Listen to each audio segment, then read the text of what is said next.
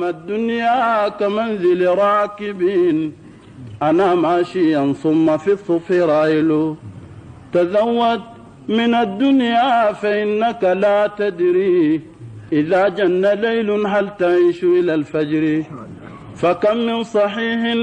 مات من غير علة وكم من سقيم عاش حينا من الدهر فكم من فتى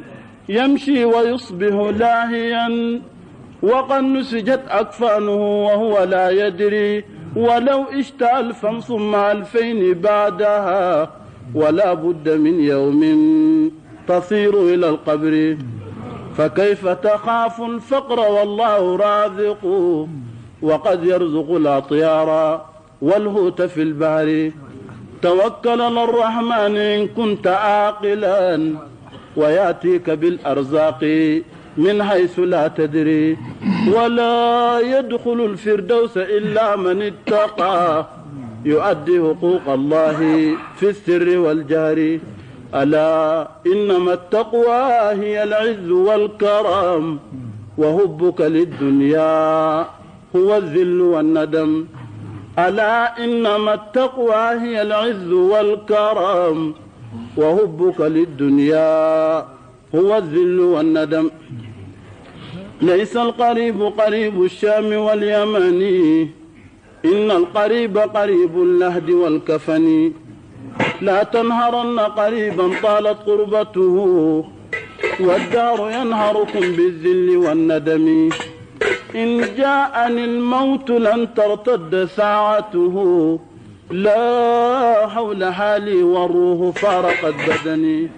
وجاءني غاسل في الهين يغسلني تلك الثياب فعراني وقلعني قلعوني قديما كنت لابسه ولبسوني جديدا اسمه الكفن وحملوني على أعناق أربعة نحو المصلين والأحباب توادعني صلوا علي صلاة لا سجود لها آخر صلاتي من الدنيا يا حزني نزلوني على قبري بلا مهل ونزلوا منهم واحد ليسندني رصوا علي حجارا لا أطيق لها وسددوا القبر من فوقي وفارقني حالوا علي تراب القبر وانصرفوا كأنما كان منهم حد يعرفني بقيت منفردا في القبر يا سندي في حضرة الملكين الله يسترني أمي وأختي وجيراني بأجمعهم يبكوا علي بكاء ليس ينفعني لو كان لي نطقة كنت أقول لهم كفوا البكاء فالبكاء في الجوف يارقني تزوجت زوجتي بعلا لها بدلي وصاروا يسكنوا في أوطاني وفي سكني صاروا يسكنوا في أوطاني وفي سكني واتخذوا ابني عبدا بلا ثمن قولوا لمن ملك الدنيا بأجمعها